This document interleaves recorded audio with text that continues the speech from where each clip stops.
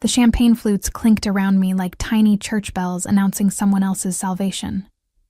I stood near the catering table, my black serving uniform blending into the shadows of the grand ballroom, watching crystal chandeliers scatter light across faces I'd never belong among.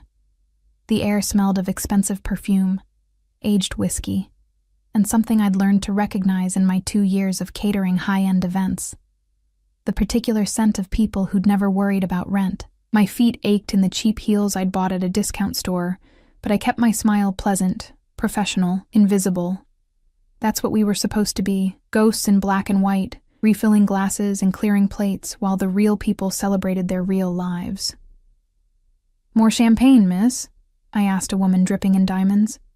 But she waved me away without looking at me. Of course. I moved through the crowd, my tray balanced perfectly despite the tremor in my hands. I'd been doing this for 3 months now, ever since the divorce was finalized.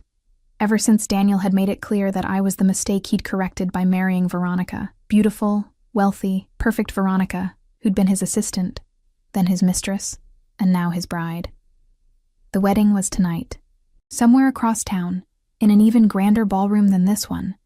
Daniel was probably kissing her, their guests toasting to their happiness while I served drinks to strangers to pay for the lawyer fees I still owed. Careful there.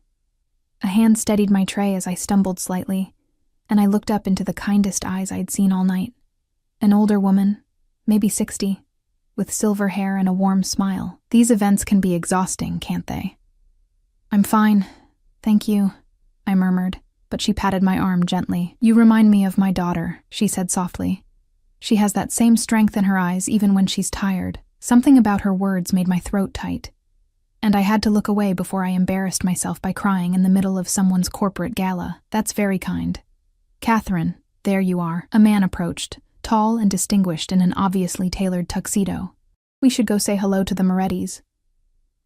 The woman, Catherine, smiled at me once more before letting herself be led away, and I released a breath I hadn't known I was holding. The rest of the evening blurred into a routine of smiles, nods, and silent service. By 11, my feet were screaming, and my back ached from holding perfect posture for 6 hours straight. I just set down my tray in the kitchen area when my phone buzzed, a photo. Daniel and Veronica, her in a dress that probably cost more than my entire year's salary. Him looking at her the way he'd once looked at me. The caption from my former friend, one of the many who'd chosen sides after the divorce, read, "Beautiful couple. So happy for them." I deleted the message and shoved my phone in my apron pocket, blinking back the burning in my eyes. I would not cry. Not here, not over him, not anymore. "Hey, Emma, we need someone to cover the VIP lounge upstairs," my supervisor called out. "Extra $50. I needed that $50 more than I needed my pride, so I nodded and grabbed a fresh tray of champagne. The VIP lounge was on the 20th floor, accessible only by a private elevator that required a key card, the kind of place where the real power players gathered, away from the regular guests. The elevator doors opened to reveal a different world. Where the ballroom below had been bright and celebratory, this space was all dark wood, leather, and amber lighting. Jazz played softly from hidden speakers, and the air smelled of expensive cigars and older money. There were maybe 15 people here, all men except for 2 women who looked like they belonged in fashion magazines. Everyone was speaking in low tones, and unlike downstairs, they noticed when I entered. Eyes tracked me as I moved to the bar area to set down my tray. Finally, someone competent. The bartender, an older man with graying temples, looked relieved. "Can you handle the corner table? They've been asking for service for 10 minutes. I followed his gesture to a private alcove partially hidden by a decorative screen. As I rounded it, tray in hand, I saw him for the first time. He sat alone, though everything about his posture suggested he was never truly alone. Mid-30s, maybe, with dark hair swept back from a face that belonged on movie screens.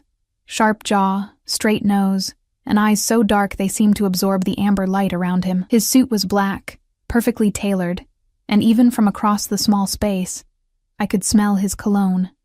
Cedar, leather, and something darker, more dangerous. He was looking at his phone, his expression unreadable, one hand resting on the table where gold cufflinks caught the light. There was something about the way he occupied space, as if the room had rearranged itself around him, as if gravity worked differently in his vicinity. "Sir?" My voice came out steadier than I felt. "Would you like—" He looked up, and the world tilted.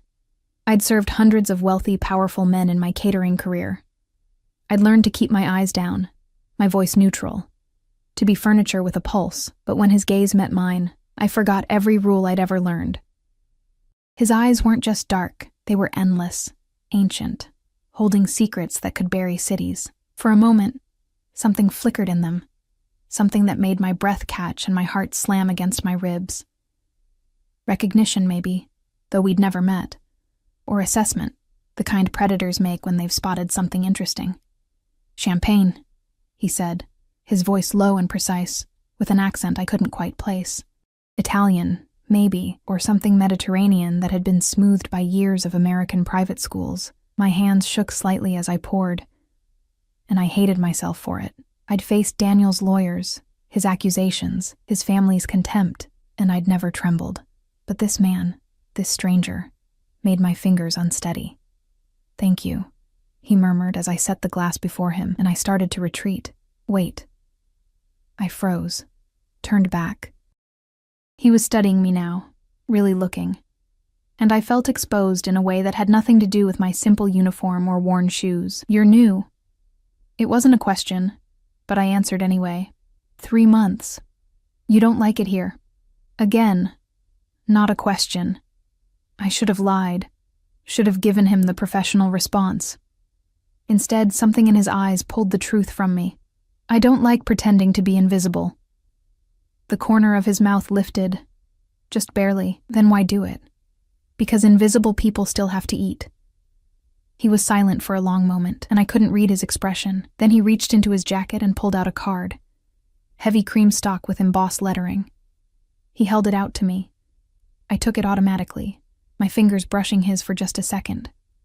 His skin was warm, and I felt that brief contact like an electric shock that traveled up my arm and settled somewhere in my chest. The card read simply, "Dante Moretti," with a phone number below. No title, no company name. "If you ever tire of being invisible," he said quietly, "call me." I stared at the card, then at him, confusion warring with something else, something that felt dangerously like hope. "I don't understand." "You will." He picked up his champagne glass, dismissing me with the gesture, but his eyes held mine for one more second. In that second, I saw something that made my stomach flip. Interest, dark and intense and wholly focused on me. I stumbled back, nearly dropping my tray, and fled the alcove. My heart was pounding as I returned to the bar area, Dante Moretti's card burning in my pocket like a live coal. The bartender was serving someone else, and I tried to steady my breathing, to understand what had just happened. "Emma." My supervisor's voice crackled through my earpiece. "We need you back downstairs, now." I took the elevator down, grateful for the moment alone to collect myself. The card felt heavy in my pocket, impossible to ignore. I pulled it out, staring at the embossed name, Moretti. The older woman, Catherine, had been going to greet the Morettis. Was he related to her? Was this some kind of networking opportunity, or something else entirely? I shoved the card back in my pocket as the elevator doors opened. The ballroom was beginning to empty, guests filing out in clusters of laughter and expensive perfume. I helped the other servers clear tables, stack chairs, my mind elsewhere. By 1 a.m, I was finally free to go. I changed out of my uniform in the staff bathroom, pulling on jeans and a sweater that had seen better days. My reflection looked tired, shadows under my eyes, my blonde hair escaping its bun in messy strands. The parking garage was nearly empty when I reached my car, a 10-year-old sedan that coughed when I started it. As I pulled out of my spot, I noticed a black SUV with tinted windows parked near the exit. Something about it made me uneasy, but I shook off the feeling. I was exhausted, paranoid from lack of sleep. I drove home through empty streets, my mind circling back to Dante Moretti again and again. The way he'd looked at me, the card in my pocket, the strange certainty in his voice when he'd said, "You will." My apartment was in a building that had been charming in the rental listing and barely habitable in reality. I climbed 3 flights of stairs, my body aching with exhaustion, and unlocked my door. The space was small, a studio with a kitchenette and a bathroom that sometimes had hot water. But it was mine, paid for with my own money, free from Daniel's control and his family's judgment. I dropped my purse on the tiny table and pulled out Dante's card again. In the harsh fluorescent light of my apartment, it looked even more expensive, more out of place, like him. I should throw it away. I should forget the whole strange encounter and focus on my real life. The bills, the second job I needed to find, the slow, painful process of rebuilding myself after Daniel had torn me apart. Instead, I propped the card against my lamp and stared at it until my eyes burned.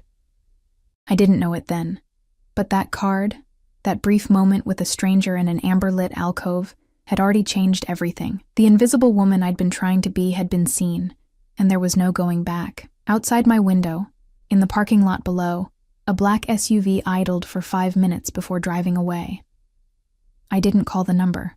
For 3 days, Dante Moretti's card sat on my nightstand, a small rectangle of cream-colored accusation that I couldn't bring myself to touch or throw away. I went to work, a morning shift at a coffee shop near downtown, then evening catering gigs, and pretended the card didn't exist.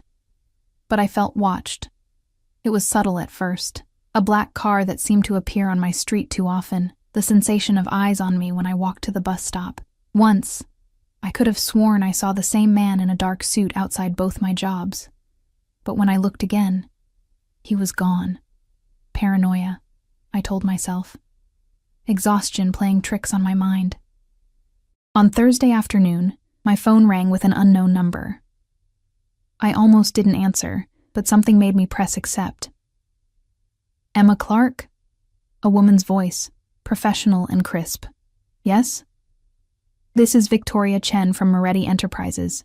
Mr. Moretti would like to invite you to dinner tomorrow evening at Luminosa. A car will collect you at 7. My mouth went dry. I haven't called. Mr. Moretti anticipated you might need encouragement. There was a hint of amusement in her voice. He asked me to tell you that you deserve better than invisibility. The dress code is formal. The car will arrive at your address at 7 sharp. She hung up before I could refuse. I stared at my phone, my heart hammering. How did he have my number? My address? Moretti Enterprises.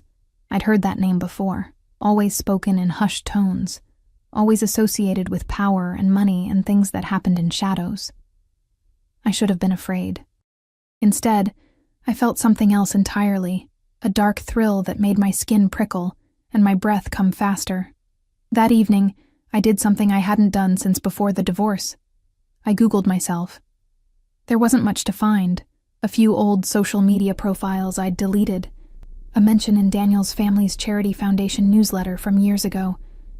Nothing that would lead a stranger to my phone number or address. Then I typed, Dante Moretti. The search results made my stomach drop. Moretti Enterprises. Real estate, import, export, luxury hotels, billions in assets. But between the corporate press releases, there were other articles, whispers of connections to organized crime, investigations that went nowhere, reporters who'd asked too many questions and suddenly stopped asking any at all. One article from 3 years ago showed a photo of him leaving a courthouse, flanked by lawyers and men in dark suits who looked like they could break bones with their bare hands. The headline read, Moretti walks free again. Witnesses recant testimony. I should have blocked the number. Should have moved apartments, changed my name, disappeared. Instead, I went to the thrift store the next morning and spent an hour searching for a dress that wouldn't embarrass me at a place called Luminosa. I found one. Black, simple, with a neckline that was elegant rather than provocative. It fit well enough, and with my mother's old pearl earrings, I could almost pass for someone who belonged in Dante Moretti's world, almost. At 6:45 p.m., I stood in my apartment, dressed and terrified, watching the street below. My reflection in the window showed a woman I barely recognized, hair curled and pinned up, makeup carefully applied, the black dress making me look older, more sophisticated than I felt. At exactly 7, a black Mercedes pulled up to my building. Not an SUV this time, but a sedan that probably cost more than I'd make in 5 years. A man in a driver's uniform stepped out and looked up at my window as if he knew exactly which one was mine. My hands shook as I grabbed my purse, a cheap clutch that clashed with everything but was the best I had, and headed downstairs. The driver opened the back door without a word. The interior smelled of leather and that same dark cologne I remembered from the VIP lounge. As we pulled away from the curb, I noticed another black SUV fall into position behind us. Security. He traveled with security. The reality of what I was doing hit me like a physical blow. I was in a car sent by a man I didn't know, heading to dinner with someone who might be, probably was, dangerous. Every true crime podcast I'd ever listened to screamed warnings in my head. But I didn't ask the driver to stop. I didn't jump out at a red light. I sat in the leather seat and watched the city pass by, my heart pounding a rhythm that felt like surrender. Luminosa occupied the top floor of a building in the financial district. The elevator required a key card, of course it did, and rose so smoothly I barely felt the motion.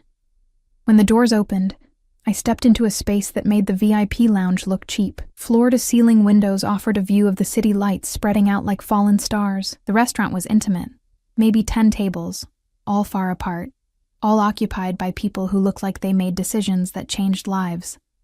Crystal and candlelight, the soft murmur of conversation, the clink of silverware on china that probably cost more than my rent. Miss Clark. A maitre d' appeared at my elbow. This way, please. He led me past the other tables, past the curious glances and appraising looks, to a private alcove near the windows. And there, rising from his seat with the grace of a predator, was Dante Moretti. He wore black again, a suit that fit him like sin, a shirt open at the collar showing a hint of tanned throat. His dark eyes found mine and held, and I felt that same electric shock I'd felt when our fingers brushed over his business card. Emma. My name in his voice sounded like a prayer or a curse. You came. You didn't really give me a choice, I managed, my voice steadier than I felt. The corner of his mouth lifted. You always have a choice. You chose to get in the car. You chose to come upstairs. You're choosing to sit down. I was still standing, I realized. The maitre d' had pulled out my chair, waiting. I sat, and Dante settled back into his seat across from me, his eyes never leaving my face. Why am I here? I asked. Because I wanted to see you again. Simple. Direct. As if it were the most natural thing in the world. You don't know me. Not yet. He lifted a hand, and immediately a sommelier appeared with wine. Red, expensive, poured into crystal that caught the candlelight. But I know enough. You're divorced. 3 months. You work 2 jobs, coffee shop and catering. You live alone in an apartment on the east side that has inadequate security, and neighbors who play music too loud on weekends. I slid down my spine. You investigated me. I protect my interests. I'm not your interest. His smile was slow, dangerous. Aren't you? A waiter appeared with the first course, something delicate and artistic that I couldn't have named if my life depended on it. I stared at it, my appetite gone, my hands trembling in my lap. Eat, Dante said softly. You're too thin. When did you last have a proper meal? The question, asked with such casual concern, made something crack in my chest. Why do you care? Because you interest me, Emma Clark. Because when you looked at me in that VIP lounge, you didn't see a name or a reputation. You saw a person. Do you know how rare that is? I picked up my fork to have something to do with my hands. I didn't see anything. I was working. You saw me. His voice dropped lower, became something dark and certain. The same way I saw you, pretending to be invisible, wearing that uniform like armor, but your eyes... He paused, took a sip of wine. Your eyes were furious, at the world, at yourself, at whatever put you in that ballroom serving people who couldn't see past their own reflections. You don't know anything about me, I whispered. Then tell me. He leaned forward slightly, and the candlelight played across his features, highlighting the sharp angles of his face. "Tell me about the man who was stupid enough to let you go." I shouldn't have. I should have made polite conversation, finished the meal, gone home, and never answered his calls again. Instead, I told him everything. About Daniel, who'd seemed so perfect when we met in college. About the slow erosion of our marriage, the way he'd made me feel small, insufficient. About Veronica, who'd been everything I wasn't, polished, connected, from the right family. About the divorce that had taken everything I had, and left me with nothing but debt and the kind of exhaustion that settled in your bones. Dante listened without interruption, his dark eyes fixed on my face, his expression unreadable. When I finally stopped talking, my throat raw and my eyes burning, he was silent for a long moment. "He's a fool," he said finally, "and she's welcome to him." Something about the certainty in his voice made me laugh, a broken sound that was half sob. "You don't even know him. I know men like him, weak, unable to recognize value when it's in front of them." He reached across the table, and before I could pull back, his fingers brushed my wrist, just a touch, barely there, but it sent fire racing up my arm. "You deserve better than invisibility, Emma. Better than serving drinks to people who don't see you. Better than an apartment with broken locks and a life spent trying to be small enough not to be hurt again. And what do you know about what I deserve?" My voice came out sharper than I intended, defensive. "More than you think."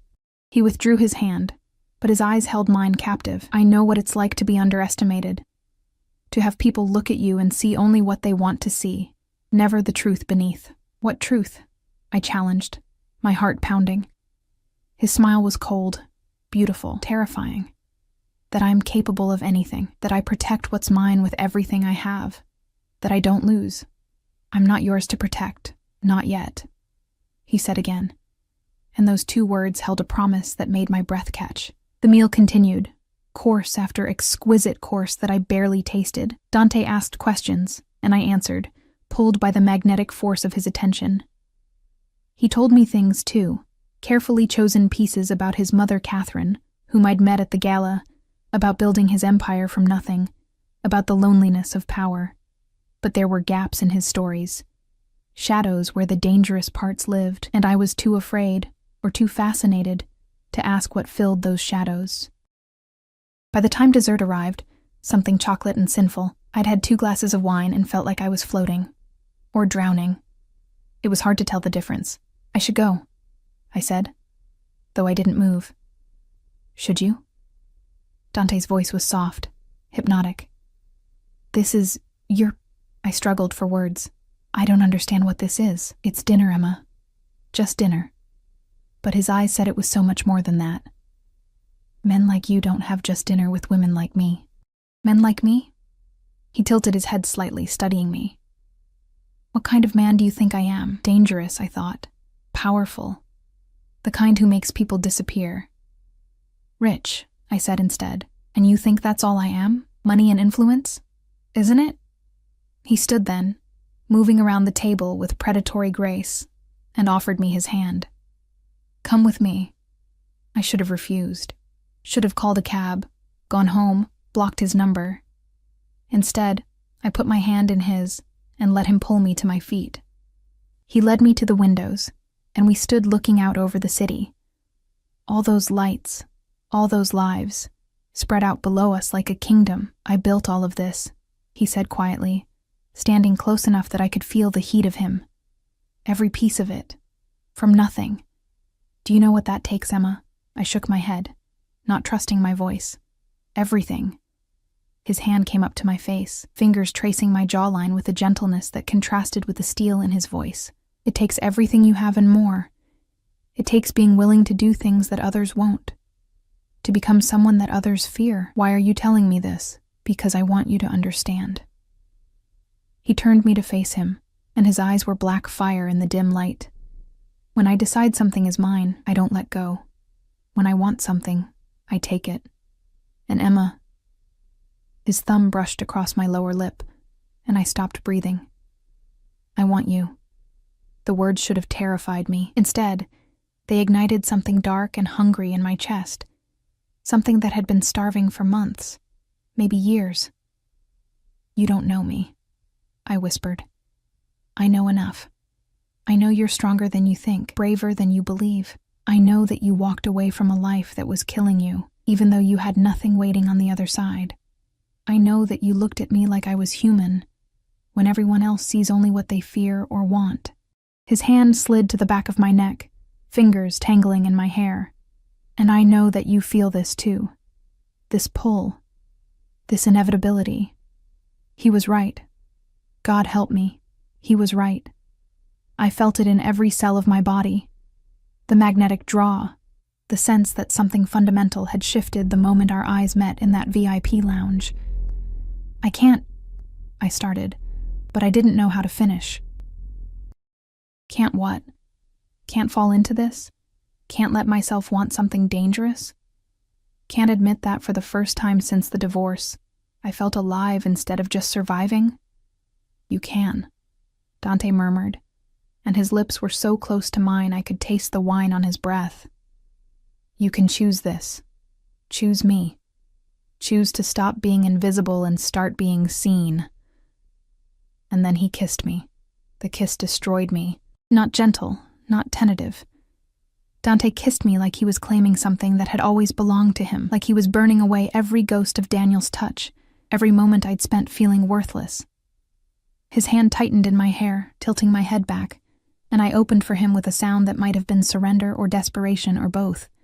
He tasted like wine and danger, and something darker. Something that should have scared me but instead made me press closer, my hands fisting in his jacket.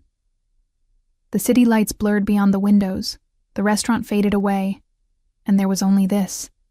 His mouth on mine, his body a wall of heat and controlled power, the thundering of my heart loud enough to drown out reason. When he finally pulled back, I was trembling, my lips swollen, my breath coming in ragged gasps. "Come home with me," he said, his voice rough, his eyes burning into mine. Every survival instinct I possessed screamed at me to refuse, to run, to put distance between myself and this man who looked at me like he wanted to devour me whole. "Okay," I whispered instead. Something flashed in his eyes, triumph, possession, something primal that made heat pool low in my stomach. He kept his hand on the small of my back as we left the restaurant, guiding me with a touch that was both gentle and immovable. The maitre d' and staff seemed to materialize and vanish like ghosts. No bill presented, no payment exchanged.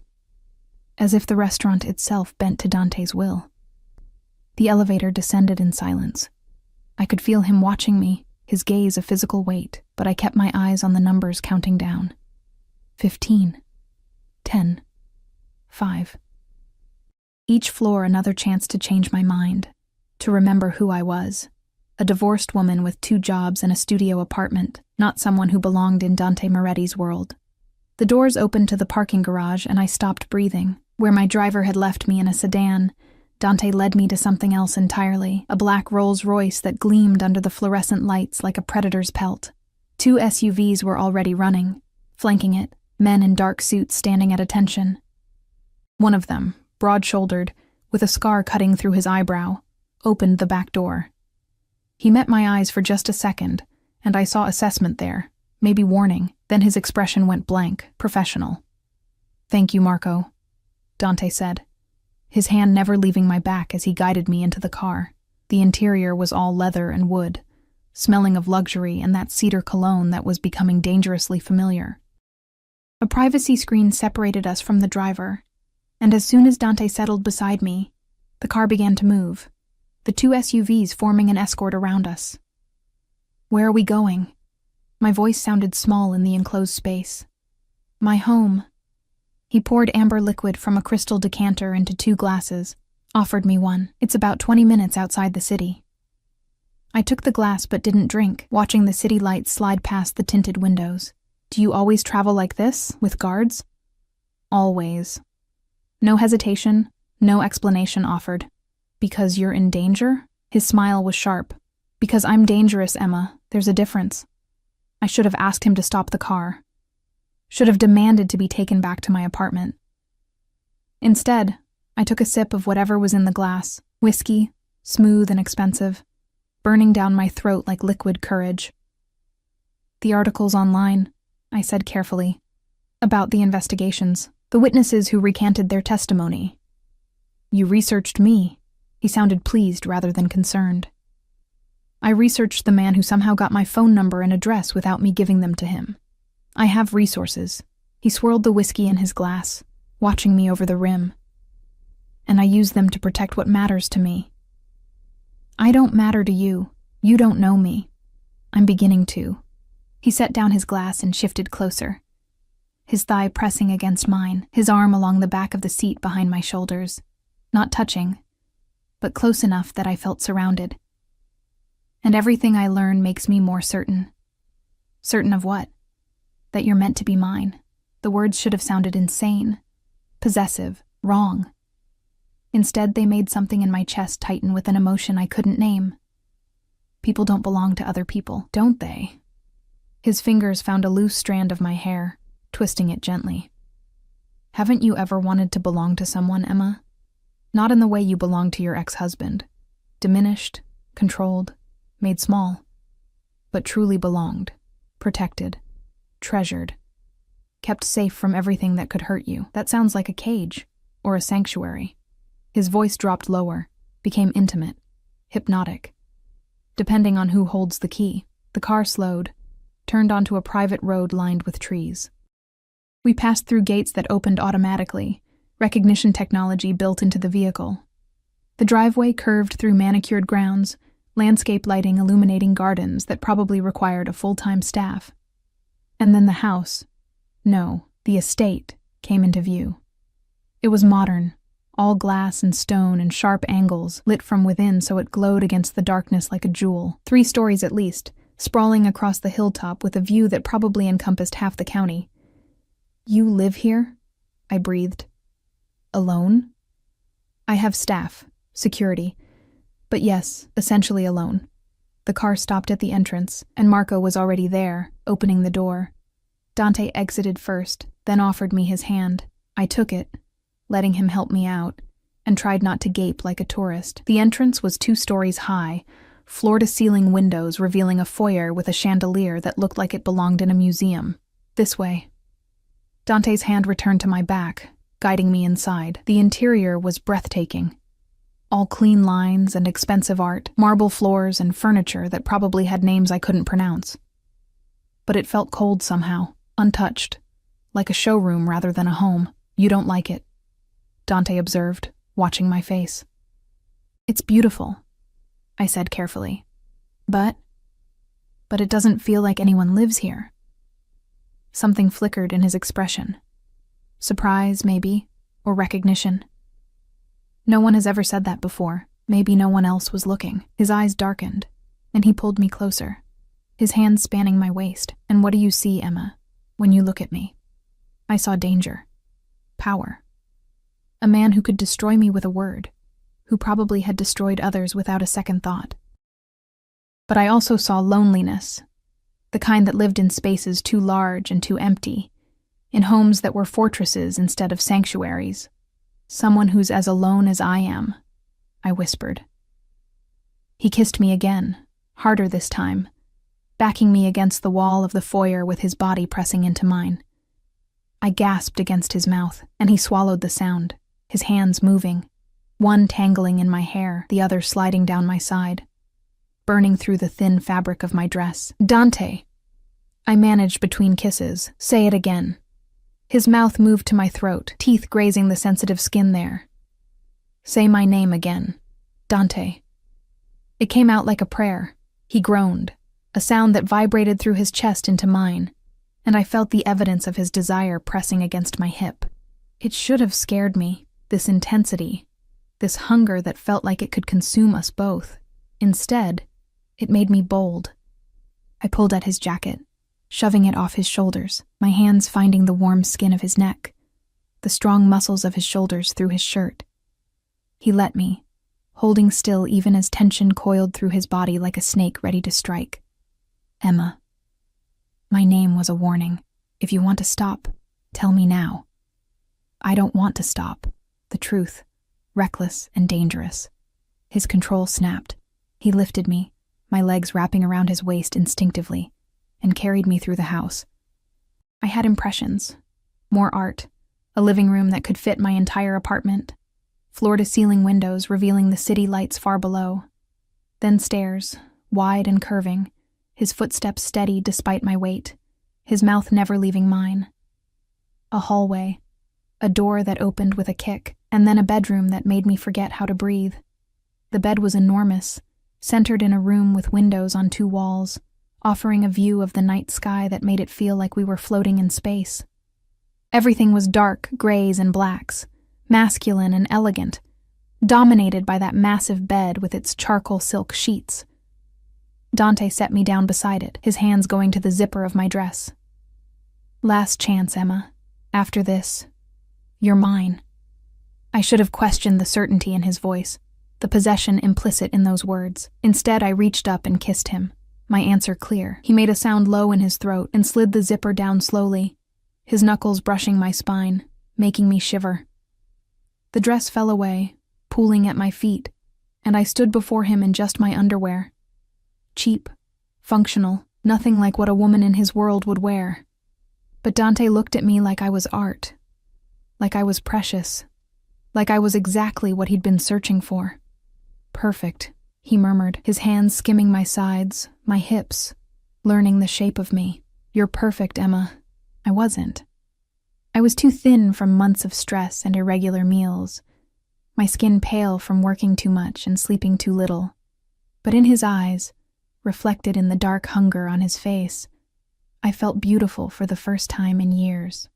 My hands went to his shirt, fingers clumsy with the buttons. He helped me, shrugging it off, and I finally saw what the expensive suits had hidden. A body carved from marble and shadows, all lean muscle and smooth skin marked with scars. A puckered circle on his shoulder, bullet wound, I thought with a jolt. A long slash along his ribs. Evidence of a life lived dangerously. I traced the scar on his shoulder with trembling fingers. Does it hurt? Not anymore. He caught my hand, brought it to his lips.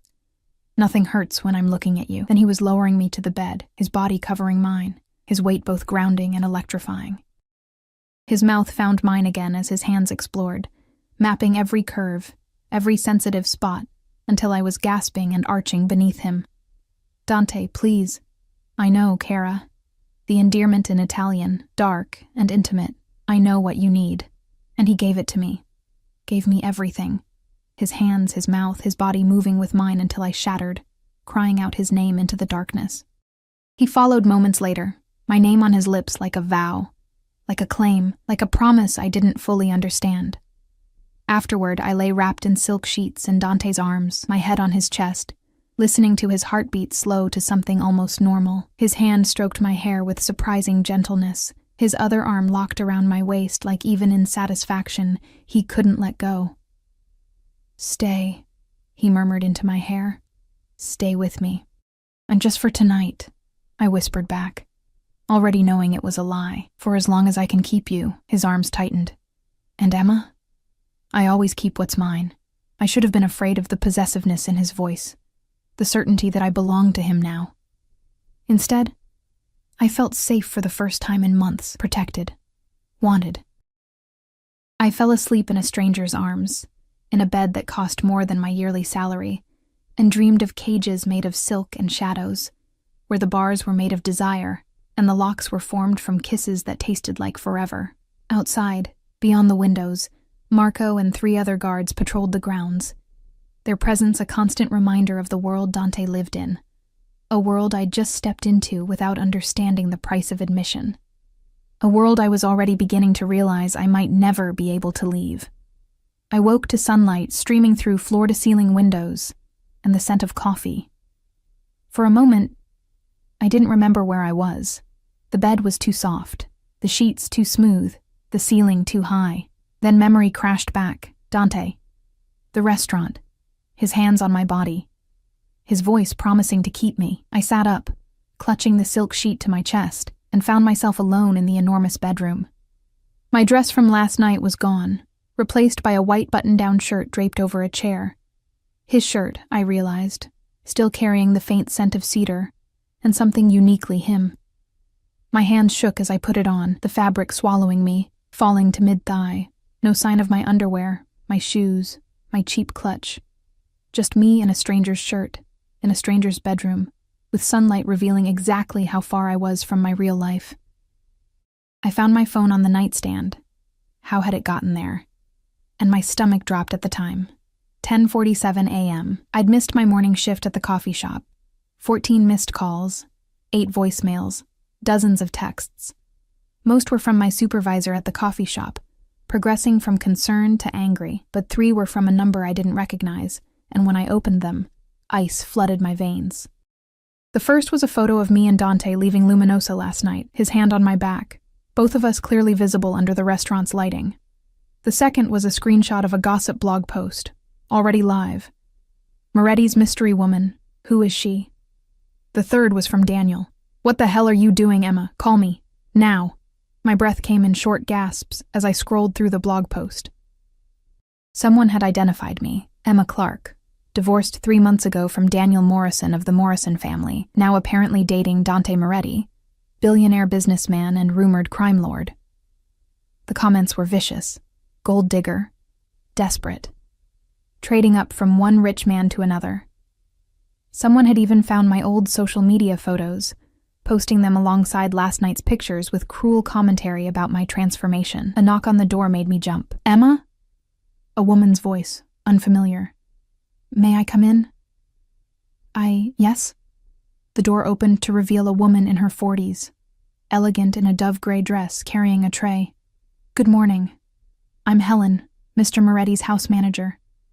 I've brought breakfast, and your clothes have been cleaned and pressed. They're in the closet. She set the tray on a small table near the windows. Coffee, fresh fruit, pastries that looked like they'd been baked this morning. Professional, efficient, as if women waking up in Dante's bed was a regular occurrence. The thought made something ugly twist in my chest. Where is he? I asked, my voice rough from sleep and rising panic.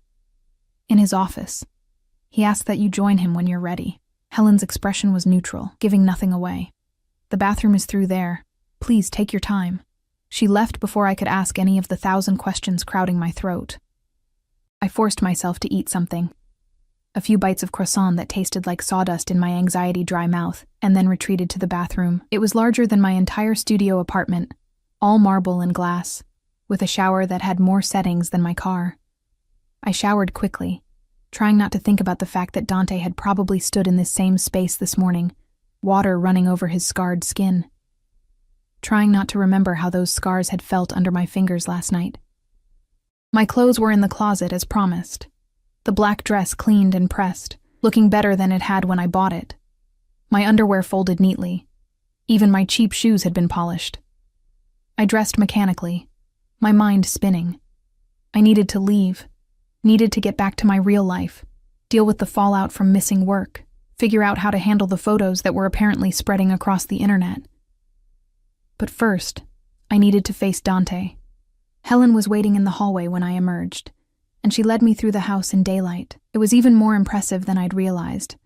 Art that belonged in museums, furniture that was probably antique and priceless, and windows everywhere, offering views of the grounds that looked professionally landscaped. We passed other staff members, a housekeeper, 2 men who were clearly security based on the bulges under their jackets. They all nodded respectfully but didn't speak, didn't stare, as if my presence was expected. Helen stopped at a door of dark wood and knocked once. Mr. Moretti? Miss Clark. Send her in. His voice, even muffled by the door, made my pulse quicken. The office was all masculinity and power. Dark wood, leather chairs, one wall entirely of books, another of windows overlooking the city. And behind a massive desk, Dante sat in a charcoal suit that probably cost more than my car, looking like he'd stepped out of a magazine spread. He stood when I entered, his eyes tracking over me with an intensity that made me feel exposed, despite being fully dressed. Emma? Did you sleep well? How can you be so calm?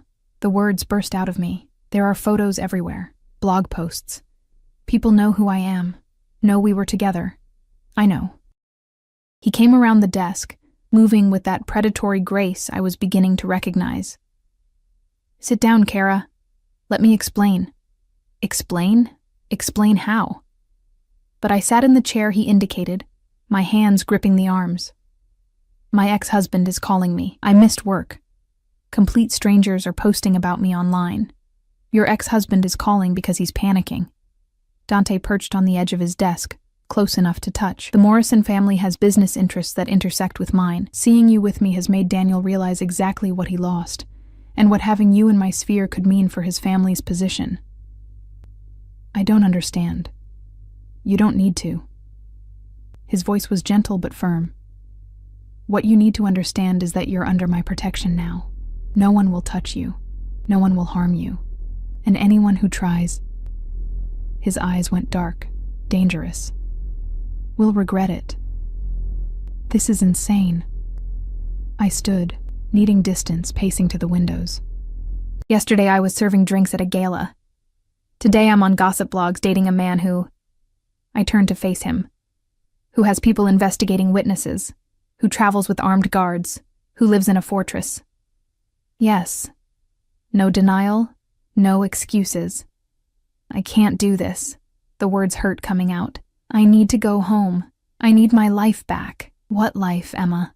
He stood, moved toward me with that same inevitable quality he'd had last night. The one where you work yourself to exhaustion for minimum wage? Where you live in an apartment with broken locks and eat ramen for dinner because you can't afford anything else? Where you're invisible and alone and slowly dying inside? Each word hit like a physical blow, because they were true. All of it was true. I can't be what you want, I whispered. You already are. He cupped my face in his hands, tilting it up to meet his gaze. You're exactly what I want, Emma. Exactly what I need. Strong, resilient, real. Do you know how rare that is in my world? Your world is dangerous. Yes. His thumb stroked my cheekbone. But you're safer with me than you've ever been. Safer than you would be going back to that apartment. That life, now that people know you were with me. The implication made my blood run cold. Are you saying I'm in danger? I'm saying that being seen with me changes things. The photos are already out there. The gossip has started. You can't unring that bell, Kara. His expression softened. But I can protect you. I can give you a life where you never have to be invisible again. Where you never have to worry about rent or broken locks or men like your ex-husband who don't know your value. In exchange for what? I pulled back from his touch, my heart hammering. What do you want from me, Dante? Really? He was quiet for a long moment, his dark eyes searching mine. Then, everything. I want everything, Emma. Your time, your presence, your truth. I want you in my home, in my bed, in my life. I want the right to protect you, to provide for you, to claim you publicly as mine. That's not a relationship. That's ownership. Call it what you want. He moved closer again, crowding into my space, his voice dropping to that hypnotic rumble. But tell me honestly, when was the last time you felt as alive as you did last night? When was the last time someone looked at you the way I look at you? When was the last time you felt wanted, desired, essential? Never, I thought. Not with Daniel. Maybe not ever. I need time, I managed. Time to think, to process. Time I'll give you. His hand found mine, fingers threading through mine. But you'll do your thinking here, where I can keep you safe, where I can show you what life could be like with me. Dante. A knock interrupted whatever I'd been about to say. Marco entered without waiting for permission, his expression grim. Boss, we have a problem. Dante's entire demeanor shifted, from lover to something harder, colder, dangerous. What kind of problem? Daniel Morrison is here, at the gate, with reporters. My stomach dropped. Oh God. Dante's hand tightened on mine. How many reporters? 6 vehicles. They're asking for statements about Miss Clark. Marco's eyes flicked to me briefly. Morrison is demanding to see her. Absolutely not. Dante's voice was steel. Increase security at the gate. No one gets through. And get our legal team on the phone. I want a cease and desist sent to every outlet that published those photos within the hour. Already in progress. Marco nodded and left, moving with military efficiency. I pulled my hand free, backing away. This is exactly what I was talking about. This chaos, this attention. I can't handle this. You won't have to. Dante reached for me again, but I evaded, putting the desk between us. How? How can you possibly make this better? My ex-husband is outside with reporters. There are photos of us everywhere, because I'll handle it. He moved around the desk with predatory intent. I'll handle Daniel, the reporters, the gossip blogs. I'll make it all disappear, Emma. That's what I do. I solve problems. By making people disappear, the question came out sharper than I intended. His smile was cold. When necessary. I should have been horrified, should have run screaming. Instead, some dark part of me felt reassured that he was powerful enough to protect me from this mess, that he would use that power on my behalf. What do you want me to do? I asked quietly. Stay here. Stay safe. Let me take care of this. He finally reached me, his hands settling on my shoulders. Trust me, Kara.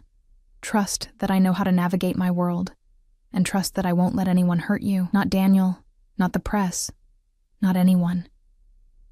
And after, when you've solved this problem, after we figure out what comes next, together. He pressed a kiss to my forehead, surprisingly gentle. But right now, I need you to stay in this house, where my security can protect you. Can you do that for me? I nodded, not trusting my voice. Good girl. The approval in his tone made warmth spread through my chest. Helen will stay with you. Anything you need, anything at all, you tell her. I'll be back as soon as I've dealt with this. He kissed me then, thorough and possessive, branding me with his mouth before pulling away. I watched him leave, watched him transform into someone colder, harder, more dangerous as he walked out the door. And I stood in his office, surrounded by the evidence of his power and wealth, and wondered what I'd really agreed to.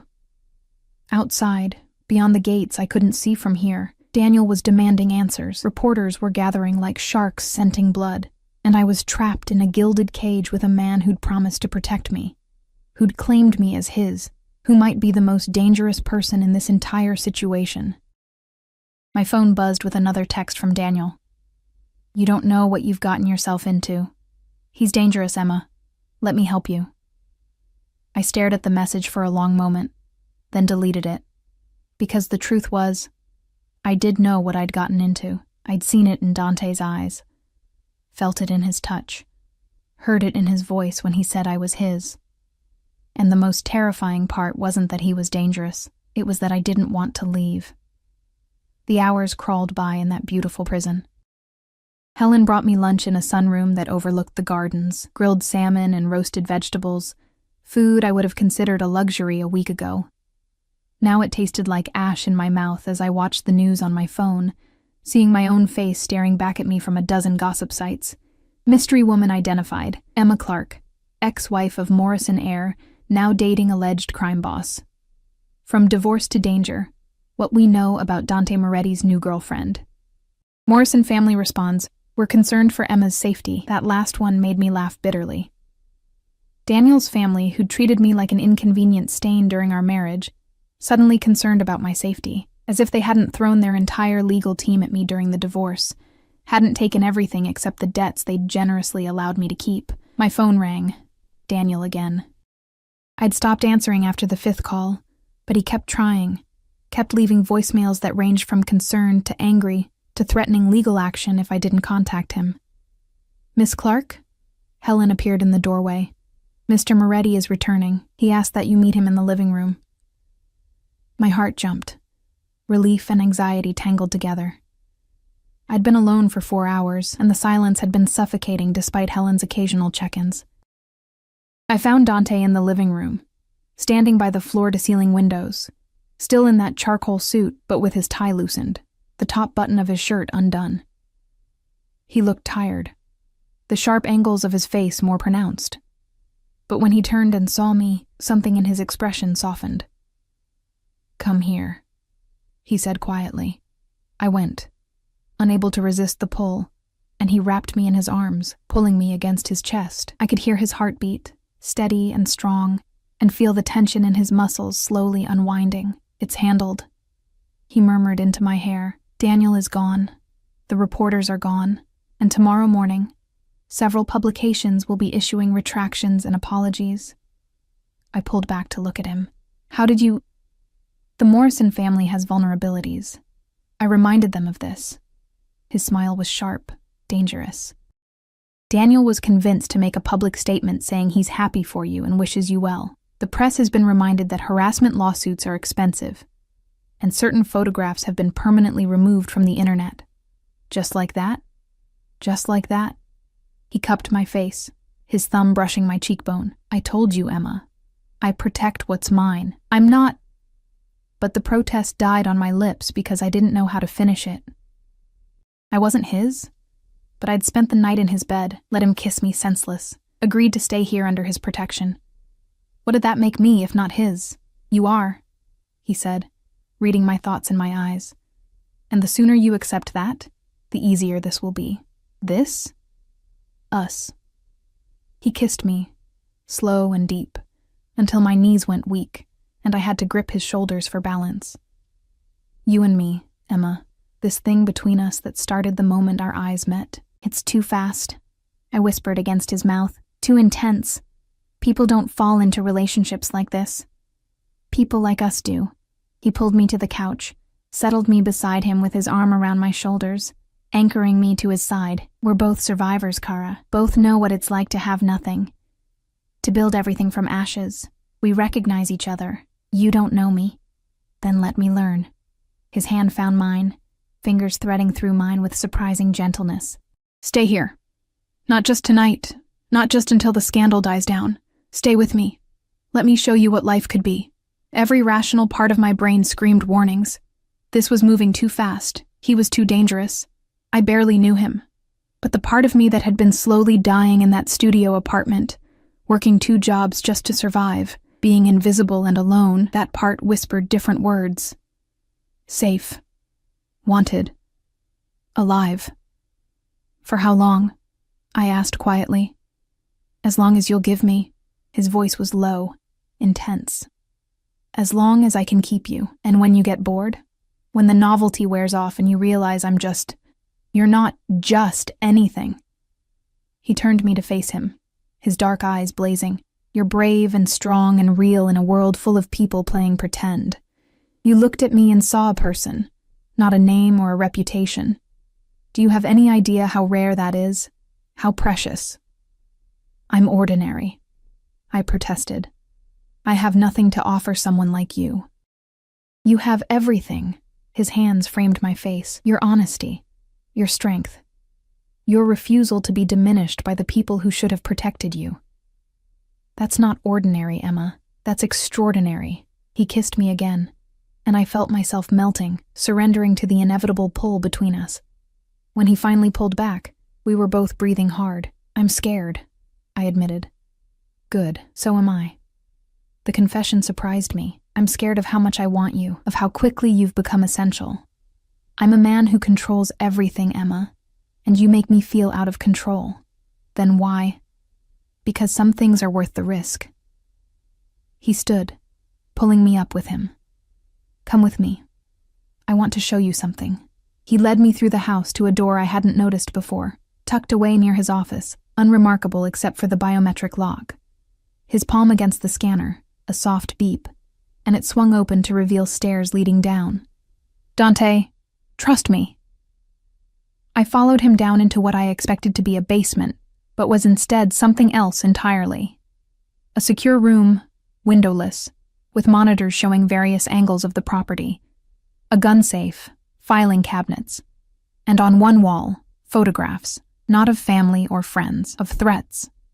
I recognized some faces from news reports. Criminals, corrupt politicians, men who'd disappeared under mysterious circumstances. Red X's marked through several, notes in Italian scrawled across others.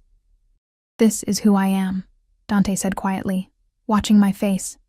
This is the world I live in, the choices I've made. I won't lie to you about it, Emma. I've done things that would horrify you. Hurt people who threatened what's mine, destroyed lives to protect my empire. I stared at the photographs, my heart hammering. This was real. Not speculation in articles or whispered rumors.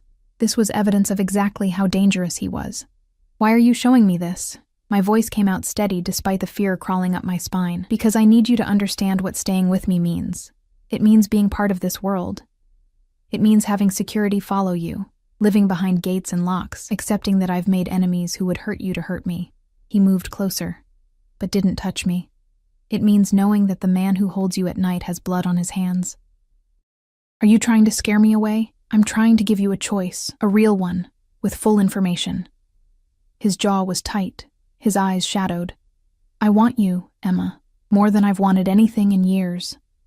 But I won't trap you with pretty lies. If you stay knowing exactly who and what I am. I looked at the photographs again, all those faces, all those red X's. Evidence of a life lived in shadows, of choices made in violence. Then I looked at Dante, at the tension in his shoulders, the vulnerability hidden beneath the danger. What happened to them? I asked, pointing to the X-marked photos. The ones with red marks. Dead. Most of them. No hesitation, no softening. By my order or my hand, did they deserve it? His smile was cold. They threatened what's mine. That's all the reason I need. I should have run. Should have demanded he take me home. Should have called the police. Should have done anything except what I did. I crossed the space between us and took his hand. Emma, I'm not saying I understand this world, I said quietly, or that I won't be scared sometimes. But I've spent months being invisible, being small, letting fear control every decision I make. And last night, for the first time in longer than I can remember, I felt alive. I met his eyes. You make me feel alive, Dante. Seen. Wanted. And maybe that makes me crazy or reckless or stupid. It makes you brave. He pulled me against him, his arms wrapping around me like steel bands. Braver than you know. I need promises, I said into his chest. Real ones. Anything. Promise you won't lie to me, even when the truth is ugly. I promise. His voice was rough. Promise you'll keep me safe, not just from others, but from you too.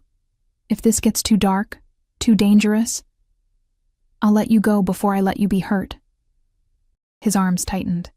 You have my word, Emma. My word, which I've never broken. I tilted my head back to look at him. And promise that if I stay, I'm not a prisoner. That I can leave, have my own life, make my own choices. Something flickered in his eyes, possession warring with respect. You can leave. The gates will always open for you.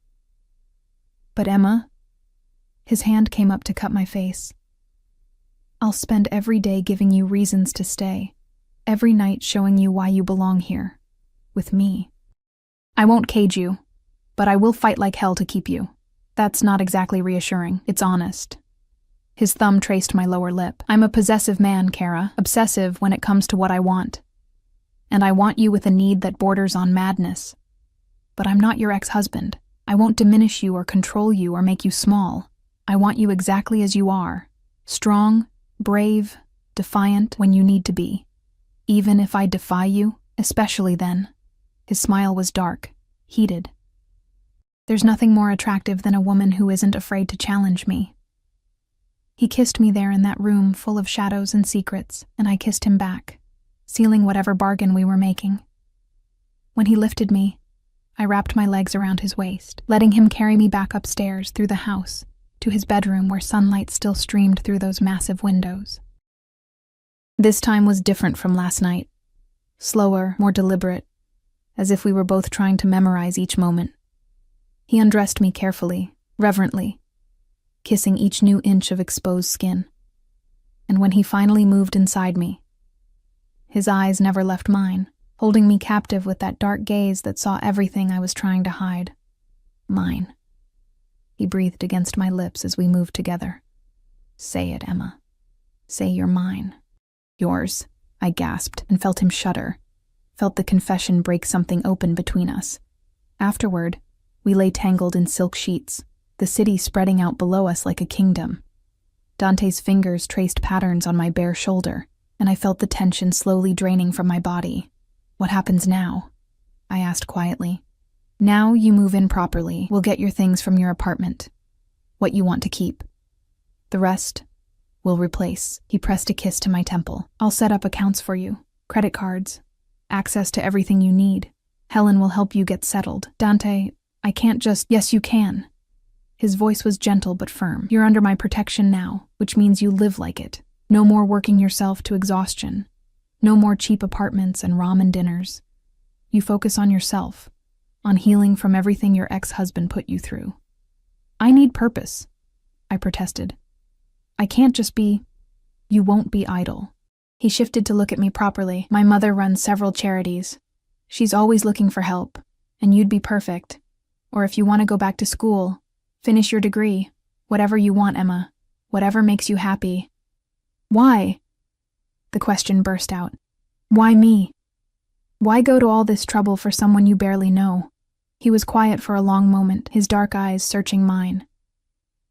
Because the moment I saw you in that VIP lounge, something in me recognized something in you. Because when you looked at me, you didn't see Dante Moretti, billionaire or crime lord or whatever else they call me. You saw a person, a lonely person who'd built walls so high, he'd forgotten what it felt like to let someone in. His hand cupped my face, and because somewhere in the last 48 hours, I've fallen completely, irrevocably obsessed with you, that's not love, I whispered. Not yet. His smile was soft, dangerous, full of dark promise. But it will be. Give me time, Emma. Give me the chance to show you what we could be together. 3 months later, I stood in the same sunroom where I'd once eaten lunch alone, watching autumn paint the gardens in shades of gold and crimson. My hands rested on the slight swell of my belly, a surprise neither of us had planned but both had welcomed with a joy that still made my chest tight. Dante came up behind me, his arms wrapping around my waist, his hands covering mine over our growing child. What are you thinking about, Kara? How different everything is. I leaned back into his warmth. 3 months ago, I was invisible, alone, dying slowly in a life that was killing me. And now? Now I'm terrified and happy and still not entirely sure this is real. I turned in his arms to face him. But I'm alive, Dante. Really, truly alive. He kissed me softly, his hand moving to cradle my face. You saved me too, you know. Gave me something to protect besides business interests and territory. Gave me a reason to be better than the monster everyone thinks I am. You're not a monster. I am. His voice was serious. But I'm your monster, Emma, and I'll be our child's monster. And I'll burn down the world before I let anything hurt either of you. I know. And I did know. Had seen the lengths he'd go to protect what was his. Had watched him dismantle Daniel's attempts to claim I'd been coerced. Had seen him neutralize threats I'd never even known existed. Had felt the absolute certainty of his protection wrapping around me like armor. We'd had fights. Explosive arguments about his overprotectiveness, about the security that followed me everywhere, about the darkness of his world that sometimes bled into our life together. But we'd also had moments of perfect peace, of laughter and tenderness, and a connection that grew deeper every day. He wasn't perfect, neither was I.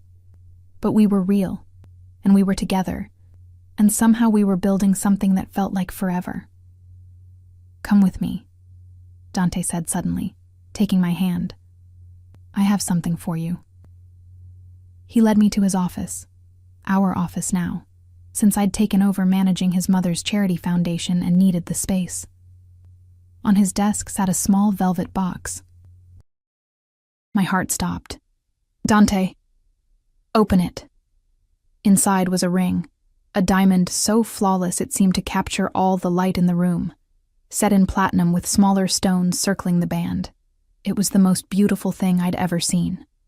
Emma Clark, Dante said, dropping to one knee before me, his dark eyes holding mine with that same intensity that had captured me from the first moment. You walked into my life when I'd forgotten what it meant to feel. You gave me hope when I'd accepted I'd always be alone. You're carrying my child, my future, my entire world in your body. He took my hand, his grip strong and sure. Marry me. Let me give you my name, my protection, my life. Let me spend every day proving that you made the right choice when you chose to stay. Tears blurred my vision as I looked at him. This dangerous, powerful man on his knees before me, offering everything he had. "Yes," I whispered. "Yes, Dante. I'll marry you." He stood and kissed me, sliding the ring onto my finger with hands that trembled slightly, the only sign of the emotion he kept leashed beneath that controlled exterior. When he pulled back, his eyes were suspiciously bright. "You're mine now," he said, his voice rough. "Officially, legally, irrevocably mine." "And you're mine," I countered, my hand on his chest, feeling his heart pound beneath my palm. "Don't forget that part." His smile was pure sin and promise. "Never, Kara. I'm yours until the day I die, and probably beyond that too." We married 2 months later in a private ceremony at his estate, surrounded by his family and the few people from my old life I still trusted. My mother cried tears of joy. His mother welcomed me with warmth that still surprised me, and Dante looked at me like I was his salvation as I walked down an aisle scattered with rose petals. When our daughter was born in spring, Lucia Catherine Moretti, named for both our mothers, I held her in my arms and marveled at the impossible journey that had brought me here. From invisible to essential. From alone to beloved. From surviving to thriving. Dante sat beside my hospital bed, his hand gentle on our daughter's dark head, and I saw tears slip down his cheeks. The first time I'd ever seen him cry. "Thank you," he whispered. "For staying. For choosing me. For giving me this. Thank you for seeing me," I whispered back. "For refusing to let me stay invisible." And as our daughter opened her eyes, dark like her father's, already filled with that same intensity, I knew that whatever shadows lived in Dante's world, whatever darkness we'd have to face, we'd face it together. I was Emma Moretti now, wife, mother, partner to one of the most dangerous men in the city, and I'd never felt safer, more loved, more truly seen in my entire life. The invisible woman was gone, replaced by someone stronger, braver, whole, and I'd never look back.